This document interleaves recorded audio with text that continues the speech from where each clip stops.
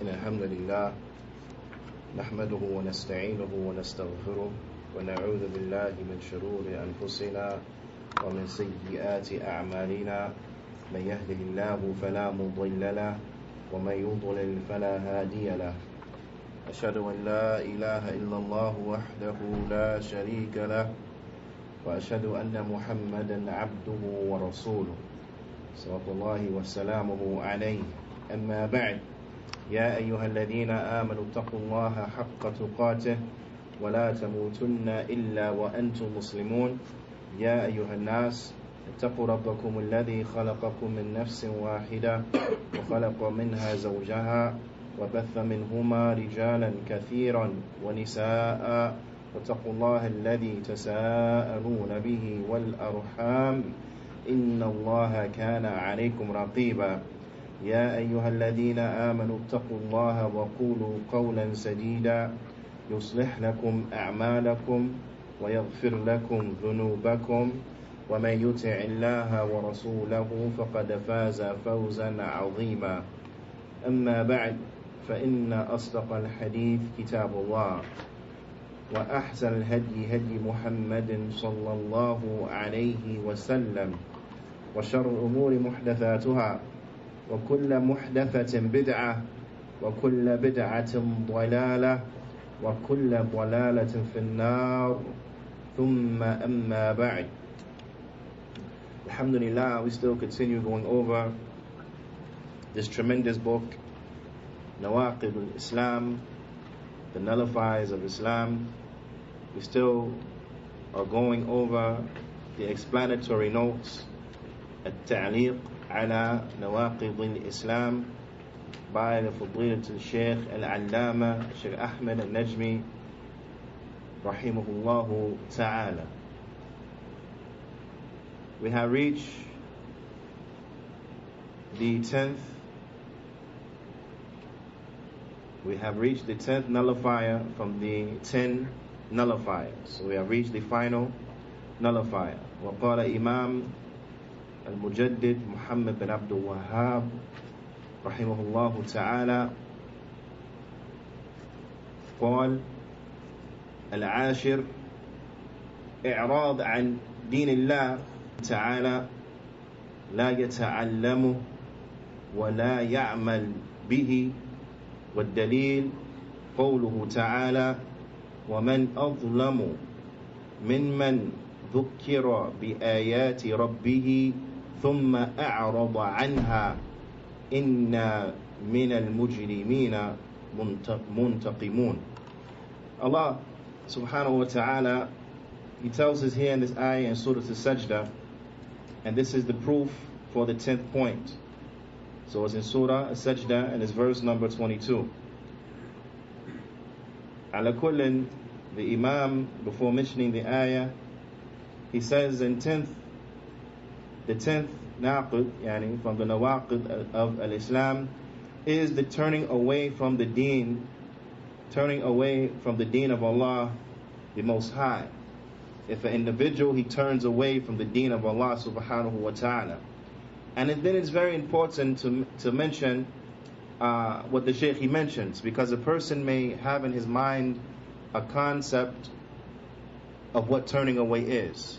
So a person, he may have in his mind a concept of what turning away is that may not necessarily agree with the true concept and what it truly means to turn away from the deen of Allah subhanahu wa ta'ala.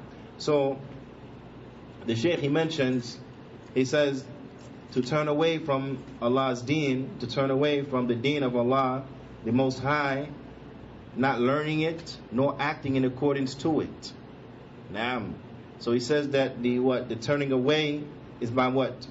Is by not learning it and by not acting in accordance to it. And the proof of this is the statement of the Most High that can be found in which surah? Which one? Sajdah. What's the number of the ayah? 22. Ahsantum. Where Allah subhanahu wa ta'ala, He says what translated means. And who is more oppressive, who is more of a criminal than the one who, when the ayat of his Lord are mentioned to him, he turns away from them. When the ayat of his Lord are mentioned to him, he turns his back on them, he turns away from them. Verily, we shall exact retribution from the criminals. Verily, we shall exact retribution from the mujrimun. And the mujrimun, they are who? They are the criminals. They are the criminals. Naam. Shaykh Ahmed al-Najmi, Rahimuallah ta'ala, he says, Inna al-i'rad an dinillah, he said, verily turning away from the deen of Allah, wa adamu ta'allumih wa aminu bihi, and not acting or not learning it, nor acting in accordance to it. Not learning it, nor acting in accordance to it. The Shaykh, he says, حَتَّى لَوْ عُرِضَ عَلَيْهِ, even if it is presented to him. Naam. He doesn't learn it, nor does he try to act on it, even though he is allotted the opportunity to learn it and the opportunity to act upon it. He's given the opportunity. Naam. But still he turns his back. The Shaykh, he says, كَتَرْكِ الشَّهَادَةِ and La ilaha illallah, like a person leaving off the shahada of La ilaha illallah, that they leave it off. They don't want nothing to do with it. The Shaykh, he says, أو قولها باللسان, or they leave it off by their tongues. They leave off the shahada in totality, or they leave it off by their tongues. They won't articulate it. Nah, they won't articulate it. And this is something that is important for us to know. They understand the nature and the dynamics of what it means to truly believe in La ilaha illallah. If you find an individual, for example, as you find sometimes from the kuffar, you'll be giving them da'wah, now I'm calling them to Islam, and they will say to you, well, I believe, but I don't want to take shahada. I believe, but I don't want to take shahada. Now, so the reality of this case is that what? They don't believe. They don't believe. Because if something is inside of your heart, it becomes easy for it to manifest upon your tongue. If it's in your heart and you truly believe it, then you will find that iman, it will manifest upon the tongue and it will manifest upon the limbs. Because iman in Islam is a qawl bilisan. It's a statement of the tongue. Amal bil arkan. It is an action upon the limb. وَاعْتِقَادٍ بِجَنَانٍ, and it's a belief inside the heart. يَزِيدُ وَيَنْقُصُ, it goes up and it goes down. Now this is iman. So if the iman is inside of the heart, then you find it won't be a great difficulty to manifest it and bring it upon the tongue. Because that which is in the heart, it will eventually make its way to the tongue, even if you try to hide it. That which is in the heart, it will eventually make its way to the tongue and be expressed upon the limbs, even if you try to hide it. Now, so if you find that the iman is present inside a person's heart, then you will find it manifest upon his tongue. You will find it visible inside of his limbs. Ala kulli hal. The Shaykh, he says that, or they refuse to say it. وَعَدَمَ التَّعَلُّمِ مَعْنَاهَا, or they will refuse to learn it. So you find they won't learn the meaning of La ilaha illallah. Naam. So they might say it. They might not turn away from it. They might take it and they might say it. But they turn away from trying to learn what it means. Right? They say, no, that's enough. We say it. That's it. The people say it. That's enough. They turn away from trying to learn what it means. The Shaykh, he says, مَعَ الْإِتِيَانِ بِمَنَاقِضِ أو بِمَنَاقَضَةٍ, even though they may be taken to the things that negate it. بِمَنَا أو بِمُنَاقَضَتِهَا أو لَهَا, they will be taken to things that negate it. So all the while they're saying La ilaha illallah, but they're taking and doing things that negate La ilaha illallah. Naam. They're saying La ilaha illallah, but they're making shirk. They're falling into acts of polytheism. But they refuse to learn about it. They turn their backs on it, saying, nah, it's enough for us. Naam.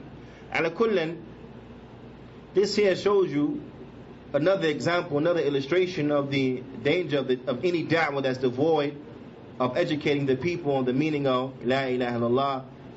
Any da'wah that is devoid, or any da'wah that does not stress and teach the meaning of Tawheed, it shows you the dangers of these calls. The dangers of these calls.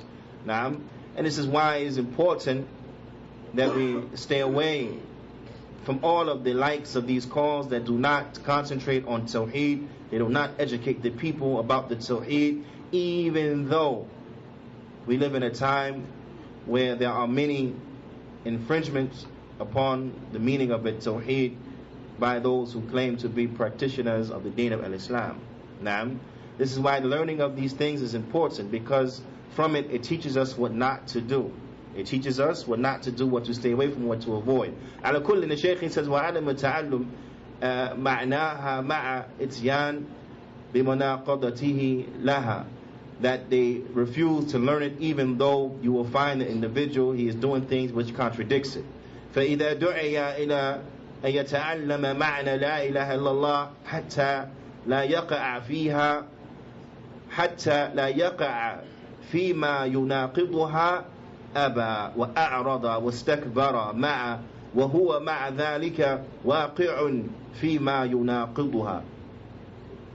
He said, and you will find that if he is called, this individual, if he is called to learn about the meaning of La ilaha illallah, you will find, or learn about the meaning of La ilaha illallah, so that he will not fall into that which opposes it and that which will negate it.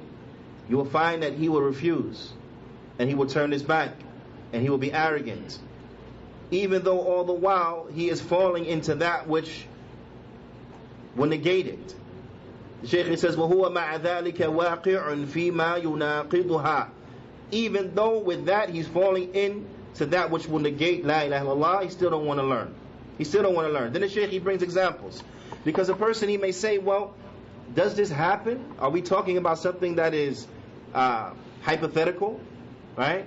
Is this something that is just theoretical? Or is this something that actually happens? So the Shaykh, he brings examples how you can have a person who says La ilaha illallah, right?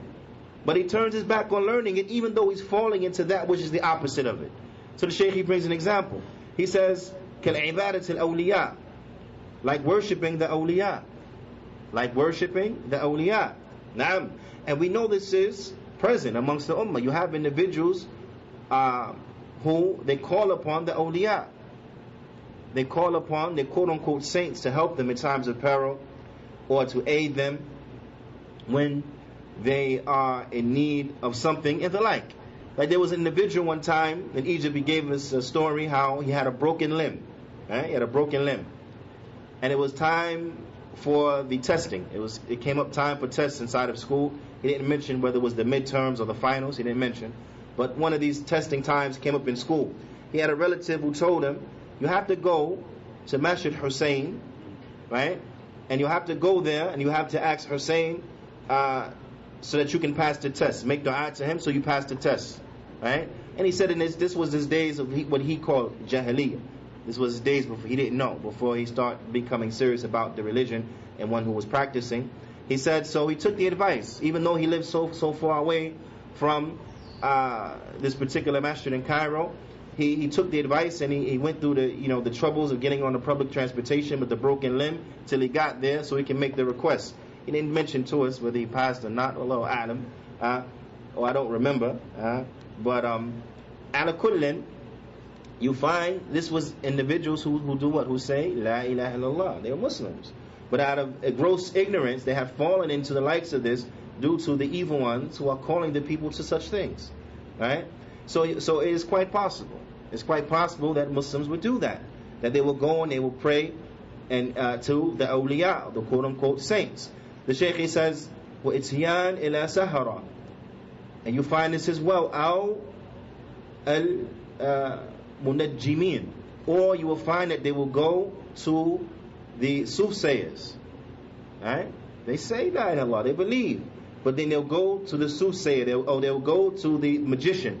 Someone, because they want them to put magic on someone, or they want magic, use magic or something like this. So they will go to them and ask them for things and so on and so forth. Right?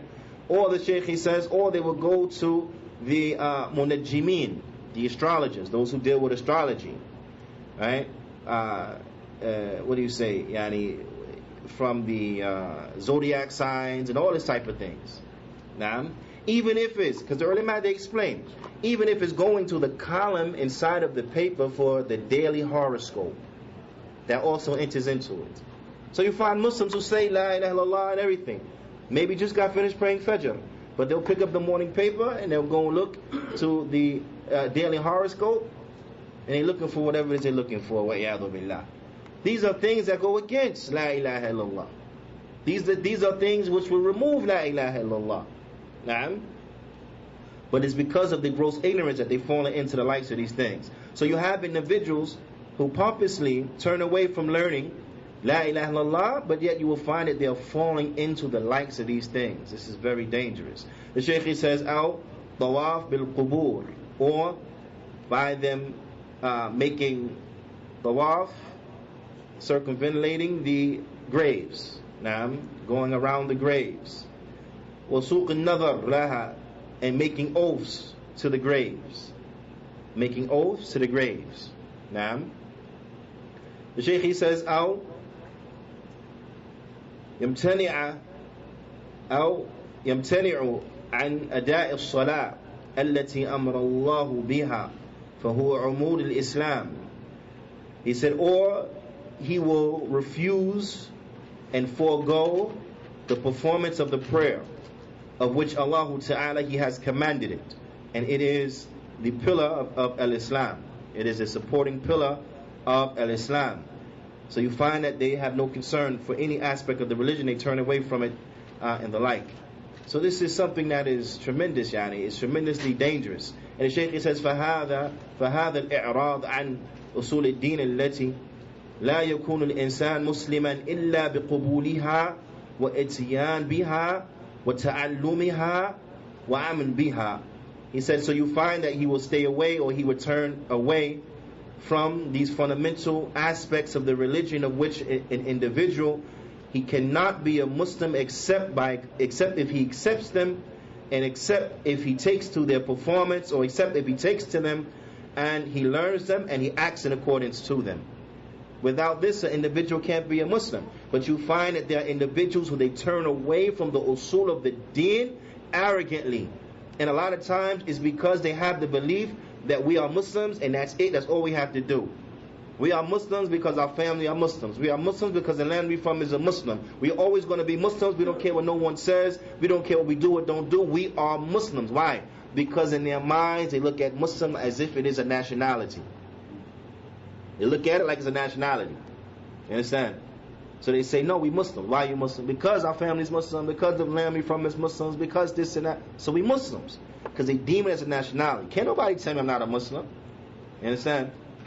This is not how we look at the deen of Al-Islam. It has nothing to do with a nationality. It has nothing to do with who your parents are.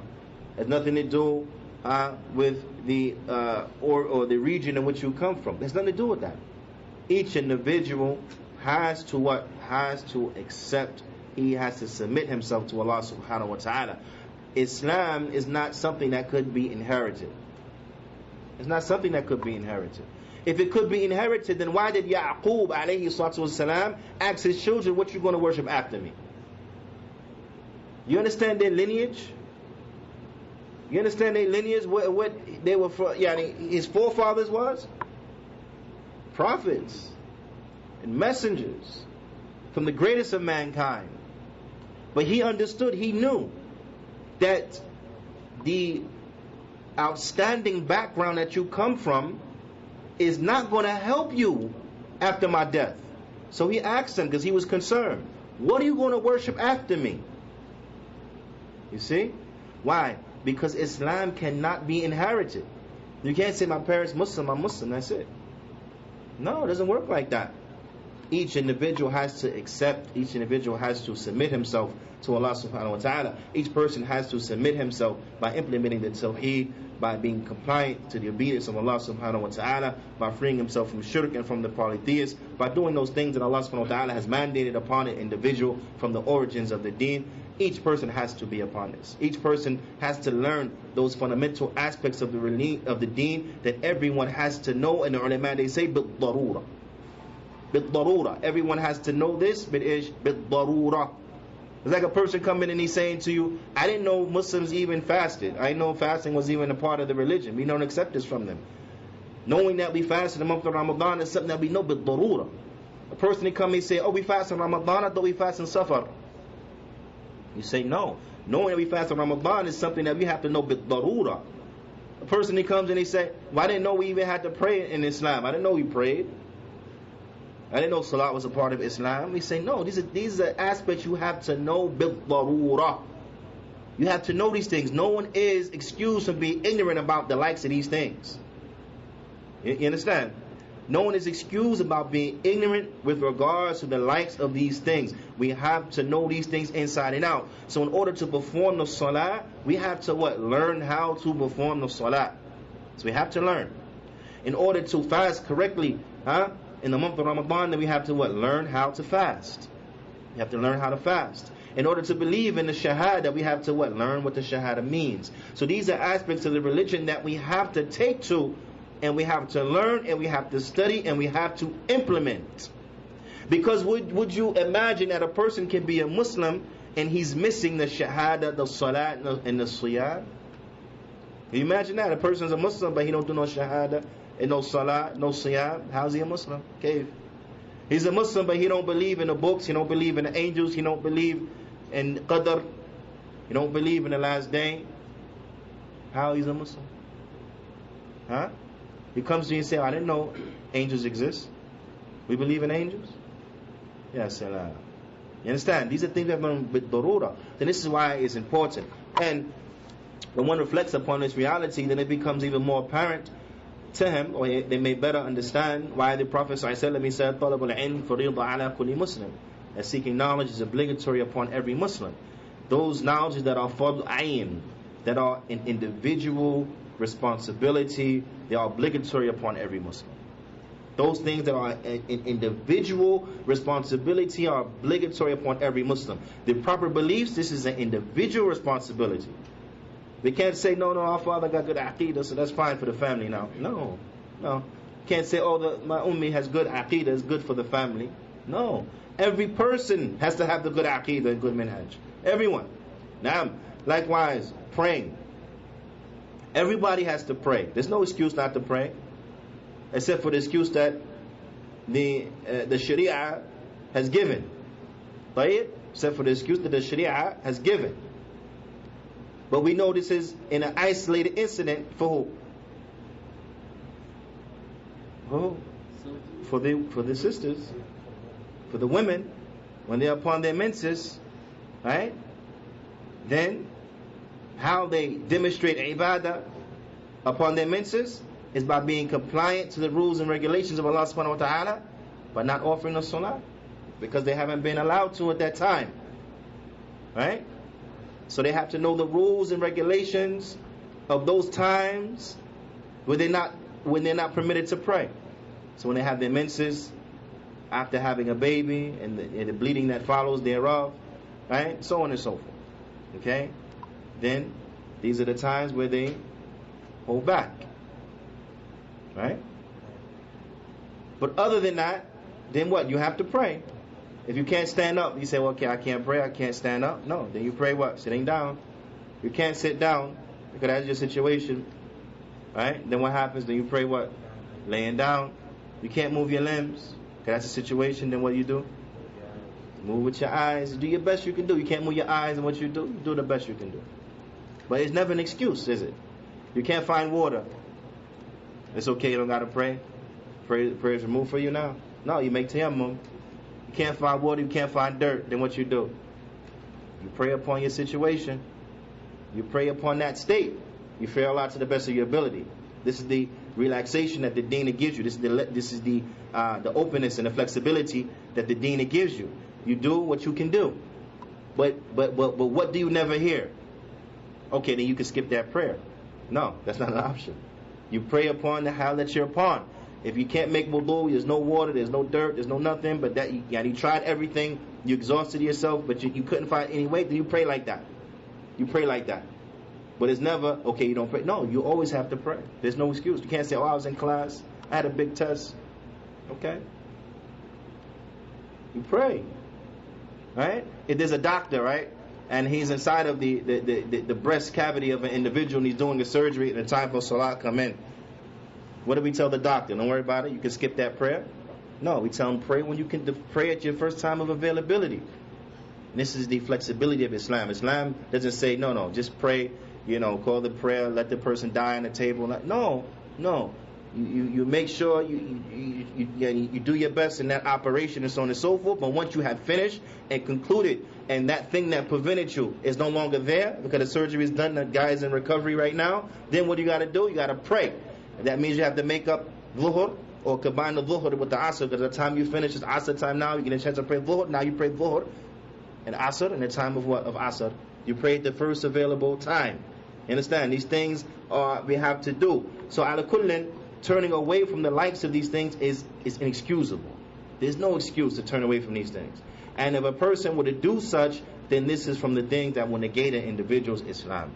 This is from that which will negate an individual's Islam. طيب. The Shaykh says, فَمَنْ أَعْرَضَ عَنْ هَذِهِ الْأُصُولِ وَالْكَوَاعِدِ وَأَبَى أَنْ يَقْبَلَهَا وَأَبَى أَنْ يَتَعَلَّمَهَا وَأَبَى أَنْ يَعْمَلَ بِهَا فَإِنَّهُ يَكُونُ كَافِرًا كُفْرُ إِعْرَاض. He said that if a person were to turn away from these fundamentals and these principles, and they refuse to accept them, and they refuse to learn about them, and they refuse to perform them and act by way of them, then this individual has become a kafir with the type of kufr that's called i'rad. I'rad. Naam.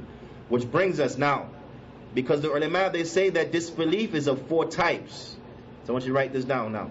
Disbelief is of 4 types. وَقَدْ قَسَمَ الْكُفْرِ إِلَى أَرْبَعَ أَقْسَامٍ.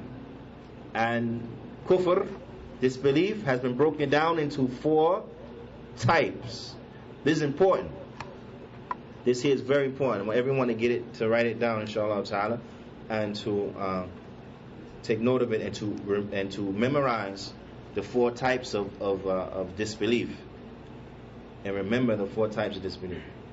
The first type is the one we just went over. Kufr al-i'rad. The disbelief of turning away. Individual, he arrogantly turns his way, turns his back on, he don't want nothing to do with the deen of Al-Islam, so on and so forth. Then, bila shak wa bila raib, this is kufr. This person is a disbeliever. Try to give him da'wah, try to call him to Islam, say, I don't want to hear about it. I want to hear about no Muslim stuff. Then of course that person is what? Kafir. No one's going to think, well, maybe he's really a Muslim. No, he's a kafir. He's a kafir. But yeah, that makes sense. The second type is kufr at-takdhib. Kufr at-takdhib. The kufr of takdhib, this is when one belies Islam. He doesn't believe it as being true. You see? Now this is different from i'rad, because i'rad, person, he don't want to do it.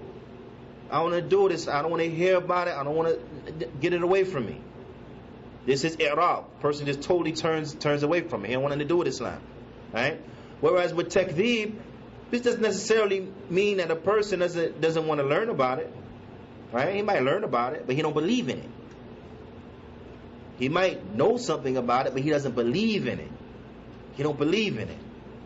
You understand? He'll let you give him da'wah, but he don't believe nothing you say. He said, no, I don't believe in none of that. This is called kufr at-takdhib. And this is like the kufr of who? Of the Quraysh, of the kuffar Quraysh. Because see, the kuffar of Quraysh, they knew the meaning of La ilaha illallah. They understood the meaning of La ilaha illallah. They knew it. So it wasn't like they didn't know what La ilaha illallah meant. They knew what it meant. They just didn't believe in it. They didn't believe in it. Naam. So this kufr of takdhib, this is like the kufr of who? Of the Quraysh. This is a disbelief of denial or belying. They belie it. Naam. Then you have kufr al-inad. The kufr of inad, which is obstinate rebellion. obstinate rebellion. Okay? Again, this is not, or not again, but we should say, this is not from takdeeb. This is not saying a person doesn't know it's true. They know it's true. They just obstinately rebel against it. They know Islam is the haqq. And they tell you, I know Islam is the haqq. But, you say, but is a really big word. I know Islam is the haqq, but I'm still going to obstinately turn away. Okay? This, the Shaykh, he says, كَكُفْرِ Iblis. This is like the disbelief of Iblis. See, Iblis, la'natullah alayhi, may Allah curse him, may the curse of Allah be upon him. He knows Islam is the truth. Right? He knows Islam is the truth. He believes in Allah Ta'ala. He knows Allah is real. Right? But he what?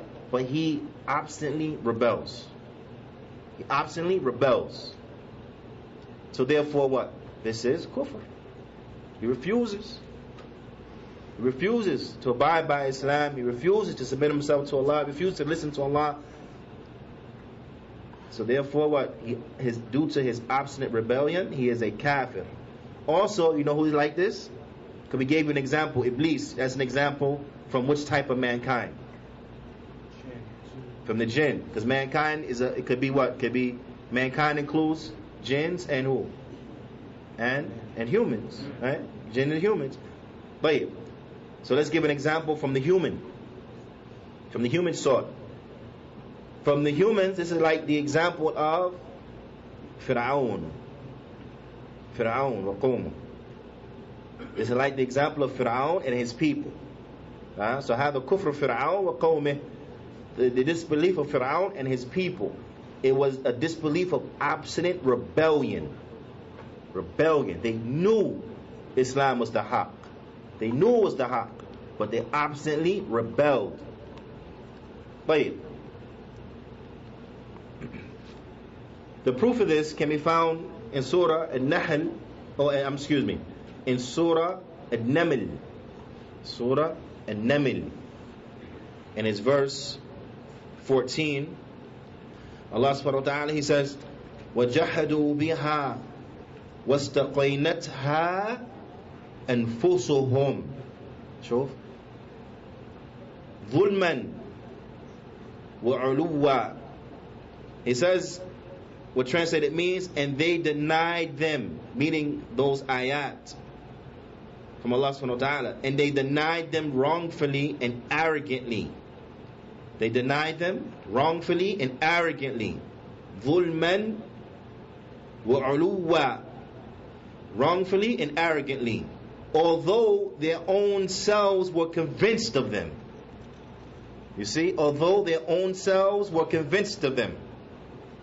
وَاسْتَقَيْنَتْهَا أَنفُسُهُمْ. Their own selves knew it was the haqq. Inside of their chest, they knew the deen of Musa was the haqq. They know that what Musa and Harun alayhimussalatu was calling them to was the truth. They knew Islam was the truth. But still with that, they arrogantly and wrongfully hid this inside of their chest and refused to accept it. Because they were obstinately rebellious. You see? Or they were obstinately rebellious. So this is the third type. The fourth type, kufr al-shirk, is the disbelief of polytheism. The disbelief of polytheism. So you have kufr al-shirk billah, the kufr of shirk. The Shaykh, he says, بأن يعتقد لله شريكا, that a person believes that Allah has partners. The person believes that Allah has partners, like the Christians. They believe in the Trinity, Father, Son, Holy Ghost, as they say. A'udhu billah. They believe that Allah is one of three, that He has two partners. A'udhu billah. Now, this is kufr. This is kufr. We want to understand these things. It becomes unfathomable to think that there will be Muslims who believe that the Christians are believers. Kaif. How? How to be a believer? You believe that Allah has two partners. A'udhu billah. At least two partners. When you go to the Catholics and all the saints they pray to, you can add them as well. Right? So this type of polytheism, then this is kufr, this is disbelief. So you have fourthly the disbelief of polytheism. And this is to believe that Allah has a partner. وَأَن يَعْتَقِدَ بِأَنَّ الْأَوْلِيَاءَ لَهُمْ مَقَامٍ عِنْدَ اللَّهِ, and to believe that the saints have a position with Allah.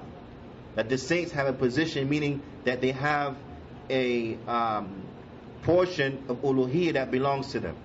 That Allah has allowed a portion of uluhiyyah to go to the saints. A'udhu billah. So you can call upon this one, that he's a saint of the traveler. This one is a saint for little kids. That one is the saint for, I don't know, forest men. That one is the saint for whatever in them. And that. You see? Their belief that these individuals have a share of worship, then this is polytheistic. This is disbelief. And it shows you here the danger of the Sufiya, because this is what they call their followers too. Okay? That the awliya, they have some kind of station. They have some kind of station. So if you're in trouble, you can call upon Wali so-and-so, he'll help you. If you need something, you can call upon Wali such and such, and he'll help you. La, there is no dua, no istighatha, no isti'ana for any of these things. All of that belongs to Allah and to Allah subhanahu wa ta'ala alone. The Shaykh, he says, وَيَتَخِذُهُمْ وَسَائِطْ وَيَعْبُدُهُمْ مِنْ أَجْلِ ذَلِكَ. So they take them as intermediaries and they worship them due to this. They take them as intermediaries and they worship these saints due to this. So this is no doubt disbelief. Then you have some of the ulama, they bring a fifth type. Remember we said that there are four types, right? Some ulama, they mention a fifth type. Some mention a fifth type. The Shaykh, he says, وَأَمَّا نِفَاقْ الْإِعْتِقَادِ. But with regards to the nifaq of i'tiqadi, the nifaq of belief, because you remember nifaq is of two types. You have nifaq al-i'tiqadi, a nifaq of belief, hypocrisy of belief, and you have a nifaq al-amali. You have a hypocrisy of actions, meaning a person is acting like a hypocrite. Okay, he's acting like a hypocrite. Okay, that means, for example, the Prophet ﷺ gave us those characteristics. When he talks, he lies. When he argues, he gets belligerent. So on and so forth. Right? When he's entrusted, he betrays the trust, and so on and so forth. These are the actions of nifaq. These are the actions of nifaq. But having these actions or these traits, they are despicable, nasty, heinous traits, but it doesn't expel one from Islam. That which will expel one from Islam is what? Is the nifaq al-i'tiqadi. And this is what? To show Islam, right? To show the people that you're a Muslim, but in your heart, you don't believe in Islam. You act like you're a Muslim, but in your heart, you don't believe nothing in Islam. You're just acting like a Muslim for an alternative reason, because you have an alternative agenda or whatever. So the Shaykh, he says, فَيُمْكِن, he says, it is possible, and يُعَدَّ نوعًا خامسًا, it's possible to say that there is a fifth type. Right? He said it's possible to say it's a fifth type. So if you read a book from the ulama and they said there are 5 types of disbelief, and they mentioned nifaq as being the fifth type, then okay, no problem. It's okay, right? To say, he said it's possible you can say there's a fifth type. He says, وَيُمْكِنْ أَن يُقَالِ, he said, but also it is possible to say فَإِنَّهُ دَاخِلْ فِي كُفْرِ تَكْذِيبٍ. He said it's also possible to say that it actually enters into the disbelief of denial, or the disbelief of belying. And the disbelief of belying is which category? The second. It's the second category. The disbelief of denial. Okay? That you just belie it. You say, nah, I just, no, don't believe in it. Belie it. Okay? So if you will enter this fifth one, kufr nifaq, if you enter it into the second one, then it will just be 4. Right? But if an alim wanted to specify that particular point, then, and he said 5, then it's acceptable. It's acceptable. However, most ulama, they say that there are 4. The Shaykh, he says, يعني ولكنهم أظهروا التصديق وأبطنوا تكذيب. He said, but you find that these ones, these hypocrites, they show like they really believe, and they hide their disbelief. They hide their belying or their belial. طيب. The Shaykh, he says, وقد عد أنواع الكفر أربعا كل من. He said, and you find that all of the following, they mention that kufr is of 4 types, and from them Imam Al-Sun'ani. Imam Al-Sun'ani in Udda, he mentions that kufr is of 4 types, and he brought these types. Well, Shaykh Al-Hafiz Al-Hakami, he also mentioned that there are 4 types. Naam. وعد شيخ الإسلام محمد بن عبد الوهاب خمسة. But the Shaykh Al-Islam Muhammad bin Abdul Wahhab, he mentioned that there are 5, and he specified al-kufr al-nifaq al-i'tiqadi. نعم, الكفر النفاق الاعتقادي. The Shaykh, he says, ولكن الخامس يمكن أن يكون داخلا في التكذيب كما قلت. He said, but you can say that the 5th category actually enters into the 2nd of takdhib, like I previously said. He said, وهذا الذي يظهر لي, and this is what is more apparent to me. And this is what Shaykh Ahmad al-Najmi is saying. This is what's strongest of opinion as regards to him, is that it's only 4 types, because the 5th type actually enters into the 2nd type. The Imam, he goes on to conclude this tremendous book, and he says, وَلَا فَرْقٍ, and I want you to pay attention to this. He says, وَلَا فَرْقٍ في جميع هذه النواقض بين الهازل والجاد والخائف والمكر إلا المكره. He said, and there is no distinction with regards to all of the 10 nullifiers of Islam that were mentioned, or with regards to these nullifiers of Islam. There is no distinction between the one who commits them out of jest. Someone does it saying he playing. He starts doing magic and he said, but I'm just playing. Right? Then we say, no. There's no playing around that. Person commits shirk. You say, nah, I'm just playing. There's no distinction. There's no distinction. He would have committed a nullifier, that which nullified his Islam. There's no distinction between the one who was playing and the one who's serious. Nor is there any distinction from the one who is scared. Right? Can't say, I was scared, so I did it. No. The Shaykh, he says, except for the one who was forced. Except for the one who was forced. Can't say, I was scared. No. If you forced, that's different. But he can't say, I was scared. No. The Shaykh, he says, وَكُلُّهَا مِنْ أَعْظَمِ مَا يَكُونُ خَطَرًا. He said, and all of these things are from the most dangerous of affairs. They're from the most dangerous of things. وَمِنْ أَكْثَرِ مَا يَكُونُ وُقُوعًا. And unfortunately, they are also from the things that you find people falling into the most. You find this, and it's unfortunate. It's unfortunate. You'll find Muslims, and they'll have on their social networking pages, and my sign is such and such. What's your sign? A'udhu billah. A'udhu billah. There's so many other examples, and people believe in doing magic and believing that there are intermediaries between them and Allah subhanahu wa ta'ala, and so on and so forth. People hating aspects of Islam, and so on and so forth from the nullifiers.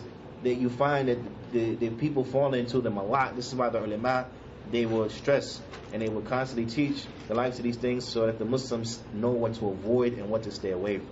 This is why these things are very, very, very, very important. This is why we stress in the beginning classes that those who have the ability to memorize the text of this small book in totality, memorize it. Memorize it. So that this way, wherever you go, you'll have it with you. Wherever you go, you'll have it with you. Naam. The Shaykh, he says, فَيَنْبَغِي لِلْمُسْلِمِ أَنْ يَحْذَرَهَا وَيَخَافَ مِنْهَا عَلَى نَفْسِهِ. And it is incumbent, binding upon the Muslim, that he bewares of the nullifiers of Islam, and he fears them for himself. That he fears them from him, that they will fall upon him. That he's scared that he himself will fall into them. The Shaykh he says, وَنَعُوذُ بِاللَّهِ مِن مُوجِبَاتِ غَضَبِهِ وَأَلِيمِ عِقَابِهِ. He said, and we seek refuge in Allah from that which will make us worthy of, or that which necessitates His anger and His extremely and tremendously painful punishment. وصلى الله على خير خلقه محمد وآله وصحبه وسلم. And may the peace and blessings of Allah be upon the best of His creation, Muhammad sallallahu alaihi wasallam, and his family and his companions.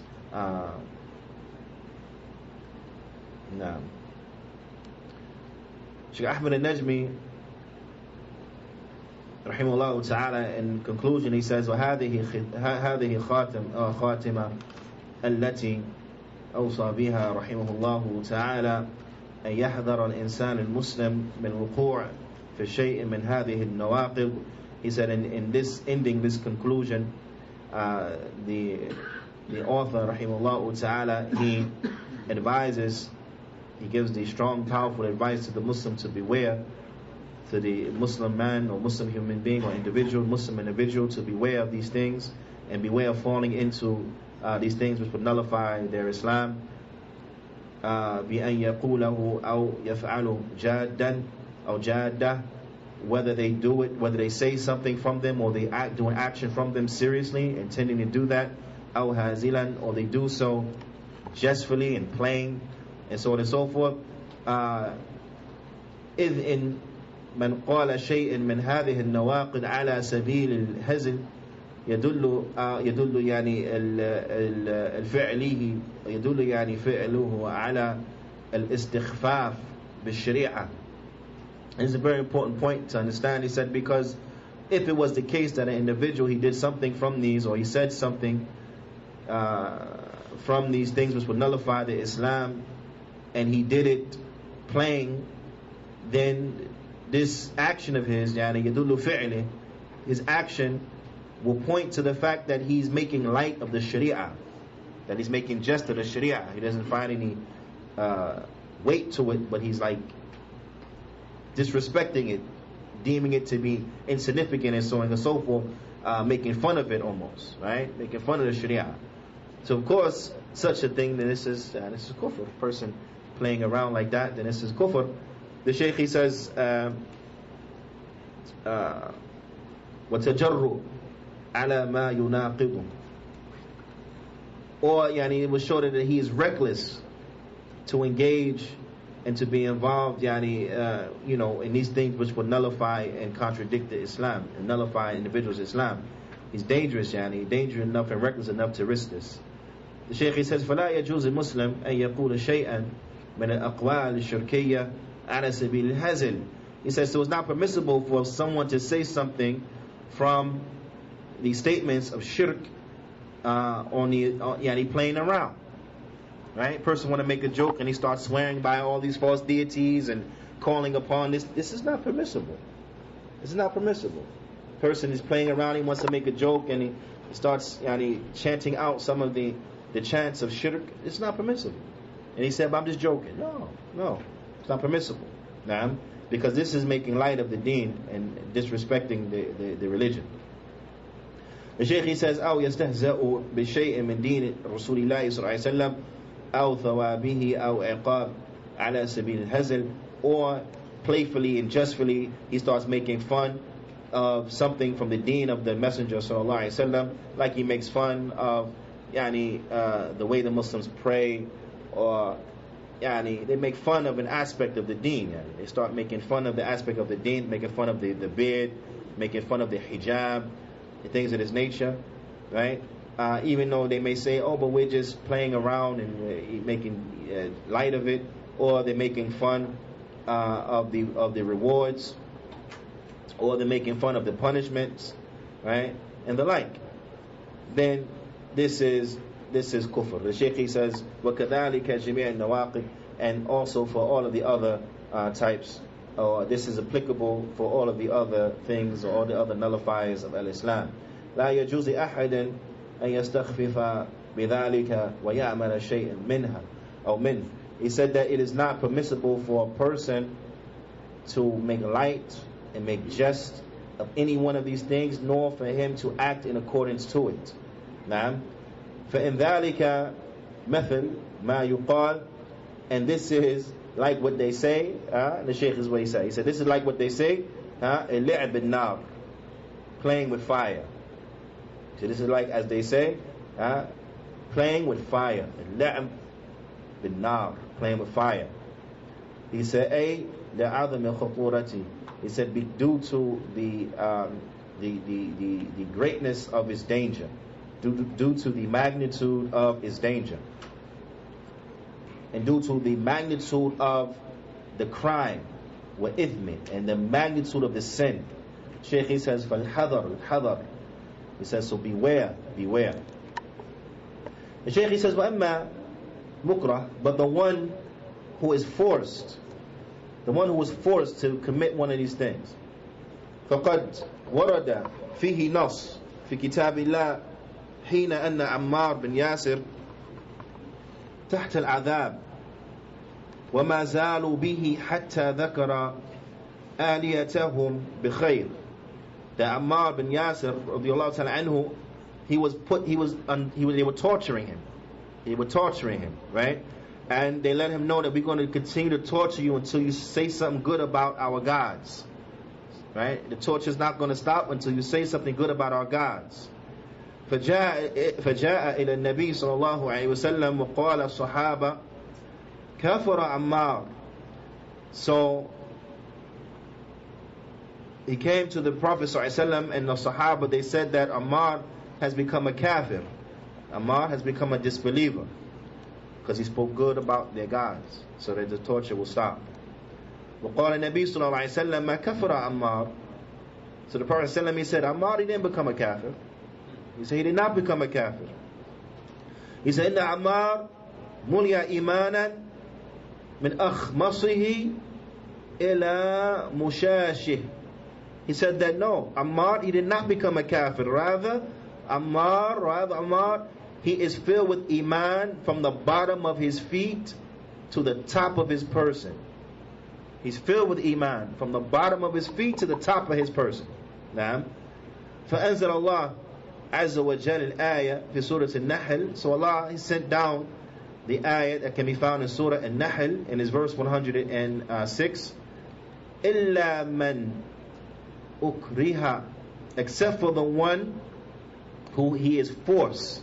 Illa man ukriha, except for the one who he's forced out of compulsion to do something. Wa qalbuhu mutma'innun bil iman, but his heart is certain, his heart is at peace with iman. He has certain iman inside of his chest. Naam. And the Shaykh, he goes on and he mentions, and this is very important. So for the one who is forced to do something, then we understand the case. Now, but the Shaykh, he says, وَقَوْلِ الشَّيْخِ وَالْخَائِفِ. The Shaykh, he says, okay, the one who was forced, but he excluded from that the one who is scared. It's very important. He excluded from that the one who is scared. يعني الخائف مجرد الخوف لا يباح له. The one who's scared just because he's scared and there's no reason for him. You see? He's not being tortured or anything like this. Nothing's happening to him. He's just scared to be scared. He's just frightful to be frightful. So for this, then, it hasn't reached the point that he is allowed to do this. The Shaykh, he says, وَلَا يَعُدُّ مُكْرَهًا, and he is not considered one who is forced. إلا إذا أحس بعذاب, except if he fears or he senses that they're about to start torturing him or something like this, أو هدد بالقتل, or that this may result in his being murdered. وما أشبه ذلك, then that's different. And that which is like it, then that's different. If he senses that no, he has some serious reason to believe that they're about to start torturing me or they're about to kill me and so on and so forth, and then at that point, then it will reach the point where he is forced and he is compelled to do these things. The Shaykh says, لكن, but هناك مسألة, but there is an issue here. the Shaykh he says that we have to point out مسألة ينبغي التنبيه عليها. There's an issue that we have to point out. The Shaykh he says وهي, and it is هل الإكراه يكون عذرا في القول والفعل أو في قول فقط. He said now this is an issue now. Is compulsion an excuse when it comes to a statement and an action, or just for a statement? Is compulsion applicable, right? An excuse when it comes to a statement and an action, or just a statement? The Shaykh he says هذا محل النظر. This is the point that we got to look at right now. He says in Ammar bin Yasir ما سجد لآلهته أو لآلهتهم. He said because Ammar he didn't prostrate to their gods. He didn't prostrate. He didn't do any action. ولا طاف بها, and he didn't do any tawaf. نعم. ولا ذبح لها, and he didn't slaughter for them. ولكن قال بلسانه قولا, but he just said a statement with his tongue. You understand? He didn't do anything. He didn't do any action. He just made a statement. فهل الفعل يكون مثل ذلك? He says, so can we say that doing an action is like this? Can we say that acting and carrying out an action also will enter into this? The Shaykh he says من طلب منه أن يسجد للصنم أو يفعل شيئا من أفعال التي تعد شركا أكبر. He said, like for example, if a person he is requested from him that he prostrate to a statue, or that he does something from the actions that equate to shirk, major shirk, فهل يجوز له ذلك? Is this permissible for him? ترخيصا بفعل أمار الذي نزلت فيه الآية. Can he say that no, we can do this and we have license due to the ayah that was revealed with regards to Ammar? Can we say that? The Shaykh he says الفعل أمار الذي حصل منه إنما هو بالقول. He said that which had taken place from Ammar, that which he did in actuality, verily it was not but a statement. He only made a statement. Naam, he only made a statement. He said وحديث دخل الجنة الرجل في ذبابة ودخل النار رجل في ذبابة, that there was a man who entered into Jannah due to a fly, and a man who entered into the hellfire due to a fly. And then the Shaykh he says in Sahha, if it is authentic, because this hadith actually has been collected by Imam Ahmad and others, but it's a hadith that is mawqufan. It stops on Salman al-Farisi. It stops on Salman al-Farisi, and ضعفه al-Albani في السلسلة الضعيفة, and Imam al-Albani he graded the hadith as being da'if. Graded the hadith as being da'if. Right? This is why the Shaykh he brings it up, not necessarily as a proof, but as yani, something for you to think about. He's not using it saying it's a proof, and the point of that he's saying is if it is authentic, which is an indication that he's telling you that what, that it has some problems in its chain, and more than likely it's not authentic. طيب على كل, the Shaykh he says فهو دليل على تفريق بين القول والفعل. He said, and this will be a point or a reference to show that there is a difference between a statement and an action. نعم. إذ الآخر يعني الذي قرب ذبابا يحتمل أن يكون مكرها. He said because the one who had to put forth as a sacrifice a fly, then he will يعني is possible you can say that he was forced, right? ويحتمل أنه يعتقد جواز ذلك, or it can be understood that he thought that it was permissible. You know, so when you look at the textual of this narration, even though we're saying it's not authentic, when you look at it and how it reads, the wording of it, it renders two possibilities. The one who slaughtered the fly, right? It could be because he was forced, or it could be because he believed it was okay. We have no indication from the wording which one it was. So it could be this or it could be that, right? So the Shaykh he said that has to be kept in mind. He said, فَإِنْ كَانَ يَعْتَقِي جَوَازْ ذَلِكَ, and if it was the case that he actually believed you can do it, فَإِنَّهُ دَخَلَ النَّارِ بِسَبَبِ الْاعْتِقَادِ, then he will enter into the fire because of his belief. نعم. وَإِنْ كَانَ مُكْرَهًا فَإِنَّهُ يَكُونُ كل ما قدمه المسلم لغير الله أو قدمه مسلم لغير الله. Is that if he was forced, then it says like everyone or every the case for the one who or the Muslim who puts something forward for other than Allah Ta'ala. وَإِن كَانَ قَلِيلًا, and even if it's small, like in this case, كَالذَّبَابِ, like a fly, أو كَبِيرًا كَالْجَمَلِ, or it is big like a camel, فإنه يعتبر ذلك قد خرج من الإسلام واستحق النار. Then this will necessitate that an individual, he will leave the Islam and he will be worthy of the fire. That if we were to take this narration upon this and say, okay, even if they're forced, then actions won't enter into that, because the person enters into the fire for something as small as a fly, all the way, whether it was small as a fly or as big as a camel, this one entered the fire before a fly, right? So therefore, this will give us some type of indication that actions don't enter into what it means to be compelled to do something. The Shaykh says, أَنَّ الْإِقْرَاءِ إِنَّمَا يَكُونُ فِي الْقَوْلِ دُونَ الْفِعْلِ. He said, so therefore we will understand that being forced and compelled is only as relates to statements to the exclusion of actions. وَبِلَا التَّوْفِيقِ, and with Allah is the success. Ala kullin, the Shaykh is saying this to say that when it comes to this particular issue, basically we have a clear proof. We have a clear proof with regards to if you're forced to make a statement, then you make the statement, you have a proof for you. But when it comes to an action, you don't have any clear proof as with regards to an action. Okay? You don't have any clear proof as with regards to an action. So the Shaykh, he is censoring and warning from doing actions of disbelief, even though you may feel that you have been forced to be careful, because there is no clear proof. And if this narration is authentic, then actually it will be a proof that actions don't enter into what it means to be forced and to be compelled, right? But ala kullin, although we know that this narration is not authentic, we still have no clear proof that says that it's okay for us to do an action if we are forced of kufr. To do an action if we are forced of kufr.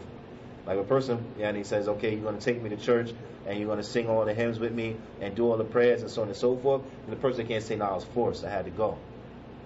This is very important to point out, especially here in this country.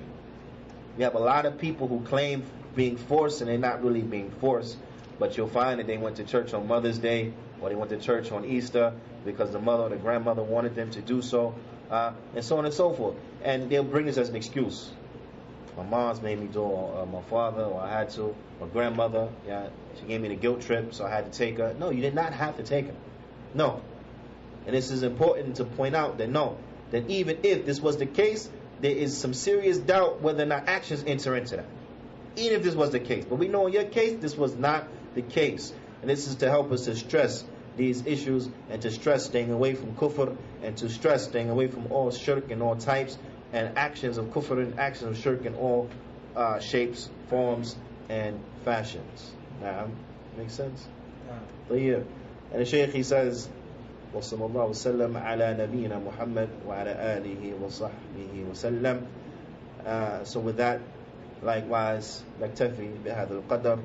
وصلى الله وسلم على نبينا محمد وعلى آله وصحبه أجمعين. جزاكم الله خيرا.